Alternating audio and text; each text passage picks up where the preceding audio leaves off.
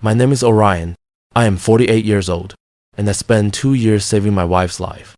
My life revolved completely around Vivian, who was 45 years old. We had 2 beautiful children, Lucas and Chloe. I was a successful financial consultant, a man who built things for a living, but I put my entire career on pause the day the doctor spoke the word cancer. It was an aggressive form, a terrifying diagnosis that ripped our stable world apart. I didn't hesitate. I used every penny of my savings for the best doctors, the newest treatments, and anything that promised hope. The money meant nothing. Her life meant everything. I became a different person. I researched her illness every single night after the children were asleep. I was the dedicated caregiver, the quiet nurse, the unshakable emotional anchor she needed to survive. I lost countless nights of sleep. I lost major clients who couldn't wait for my return. But I truly didn't care about any of it. My only job was to get her through chemotherapy, through the brutal radiation treatments, and through the 3 necessary surgeries. I stood between her and death. I was her shield against the end. I was there for the vomiting, the tears, the despair, and the slow, grueling climb back to health. The doctors kept warning me about the stress, about the financial drain, but I just kept going. I handled every insurance claim, every medication refill, every painful hospital visit. She would look at me with gratitude then, with a love that felt absolute, a bond forged in the deepest fire of suffering. I believed utterly that our marriage had become unbreakable. I had saved her life, and that was the greatest victory I will ever know. After 2 long, terrible years, the moment finally came. The doctor sat us down and, with quiet relief, declared her cancer-free. The scans were clear. We had won the biggest battle a family could ever fight. I wept with relief in that sterile office. We had done it. We had cheated death. I looked at Vivian, ready for us to pick up the pieces of our life and start the future we had saved. But Vivian was different. It didn't happen all at once, but it started with small, unsettling changes. She started going to an expensive gym every single morning. She bought a whole new wardrobe of revealing, expensive clothes. She started spending hours on her hair and makeup, obsessed with her appearance in a way she never had been before.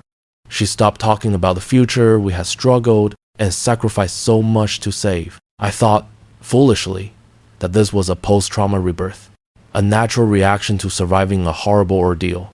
I thought she was just embracing life again. I was deeply, utterly wrong. She became cold, she became distant, and worst of all, she became incredibly critical of me.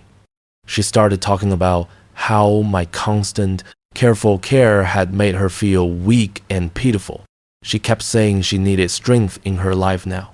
The woman I saved was turning into a stranger. The tension stretched taut for months, an unbearable silence filling our once warm home. It finally snapped one rainy Tuesday evening. I came home, saw her sitting on the couch, and tried to hug her. I just wanted connection, warmth, the old us. She pushed me away with a sudden physical force that shocked me. I want a real man, Orion, she said. Her voice was sharp and laced with a cruelty I had never heard before. I almost died, and I realized I don't want to spend my new life with a man who lets his career fall apart to run errands and fill pill bottles. The sheer, vicious ingratitude of the statement hung in the air, a final, total judgment on my 2 years of sacrifice. I asked her, my voice low and shaking, what that meant for us, for our marriage. It means I found someone else, she said. She didn't flinch. Someone strong, someone who takes risks, a real man who knows how to keep his edge. The entire 2 years of fear and devotion crashed down on me, replaced by a surge of pure, freezing betrayal. She had traded my life-saving love for a cheap thrill. The real man was quickly introduced. His name was Maximus, who was 42 years old. He was a slick, wealthy property developer she had met at her new, expensive gym. He represented everything I was not: superficial, reckless, and full of empty, boastful promises. He was a performance, a flashy car meant to distract her from the quiet strength of survival. Days later, the betrayal formalized. A process server showed up at the door and served me with thick divorce papers. Her demands were staggering, fueled by greed, and arrogance.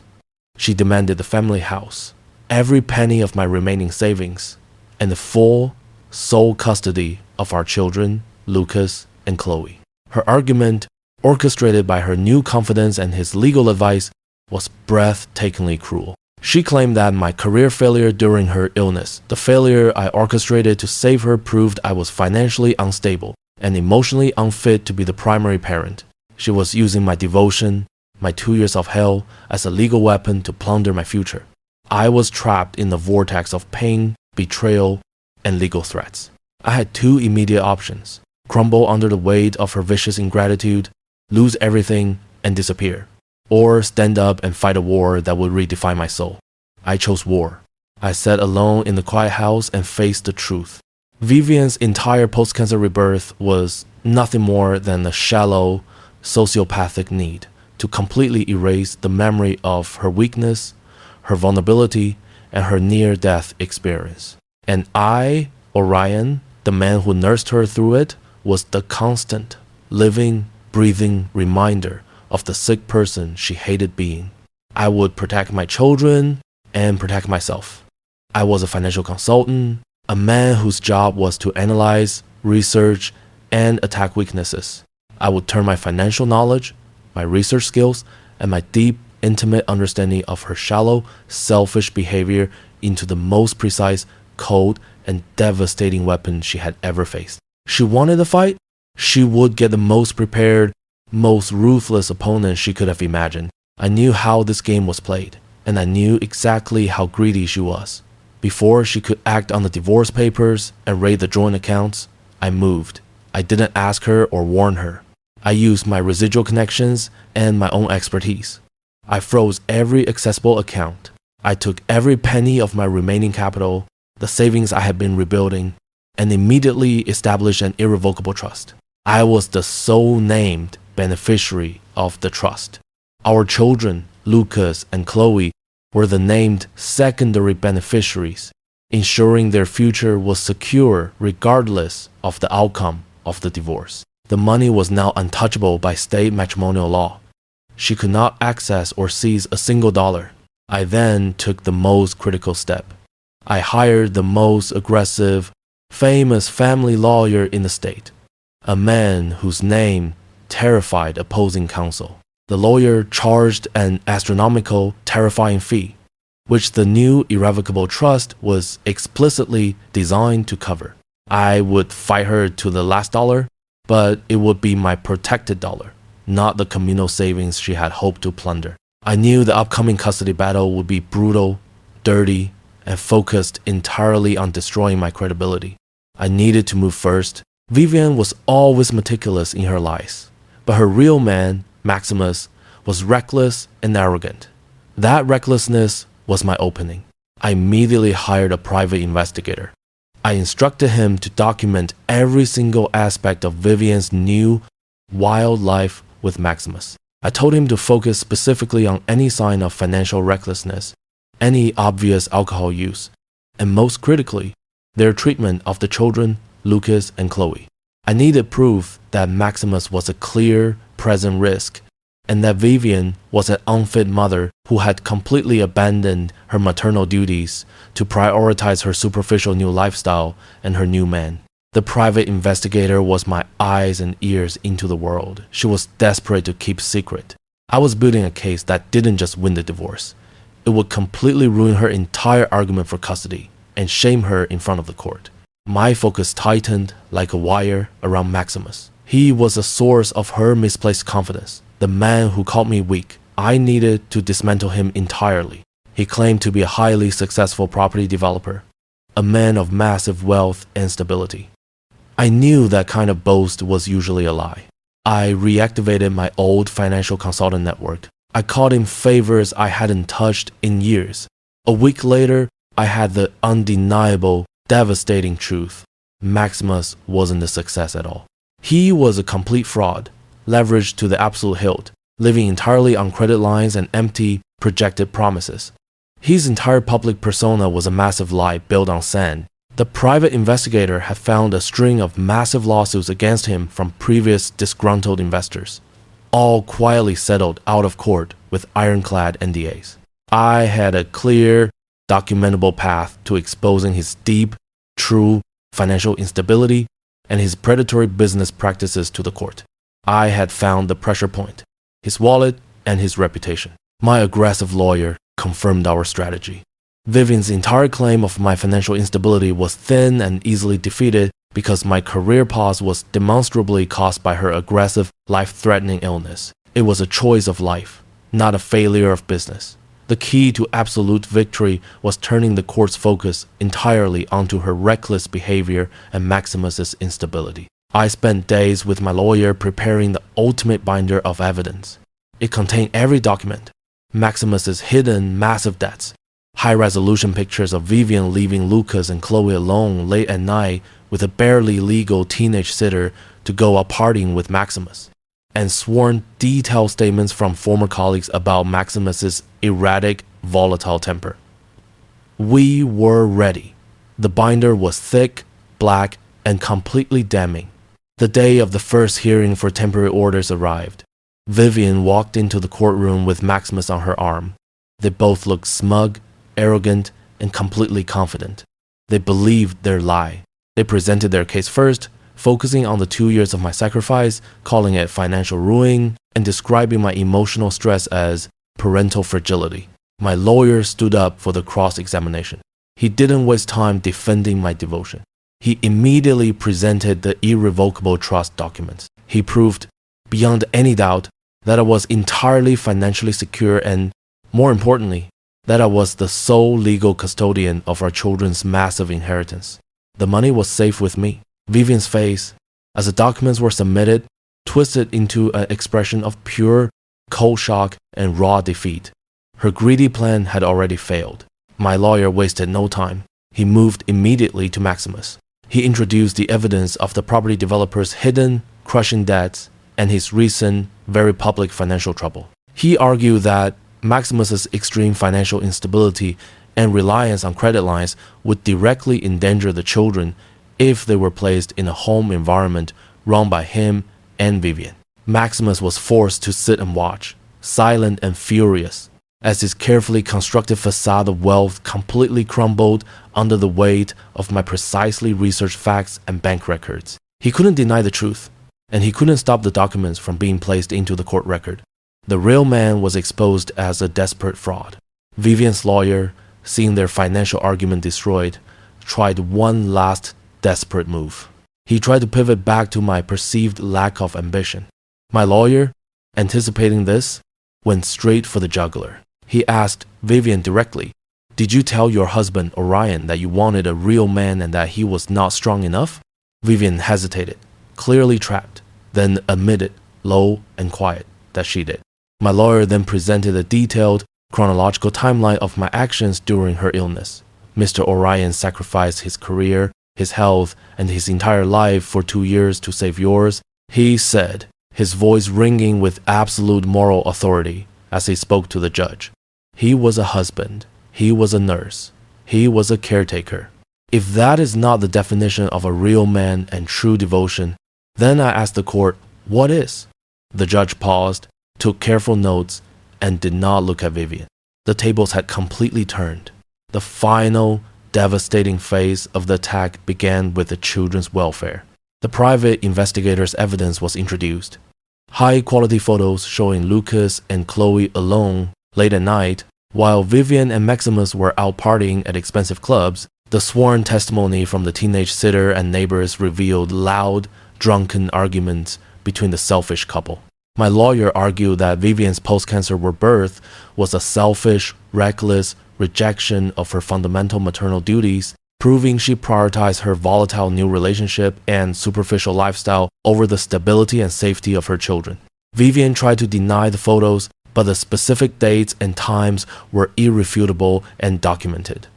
Her betrayal was now officially labeled parental neglect in a court of law. The devastating arguments concluded. The judge retired briefly and then returned. The initial temporary ruling was announced. The judge ruled decisively against Vivian's primary custody request. Temporary custody was immediately granted to me, Orion, on the grounds of my proven financial stability, my superior home environment, and my demonstrated unwavering parental commitment. Vivian was granted only minimal, supervised visitation rights. She was left standing in the courtroom, stunned and defeated, without her children, without access to my money, and with her reckless new life with Maximus already looking dangerously shaky.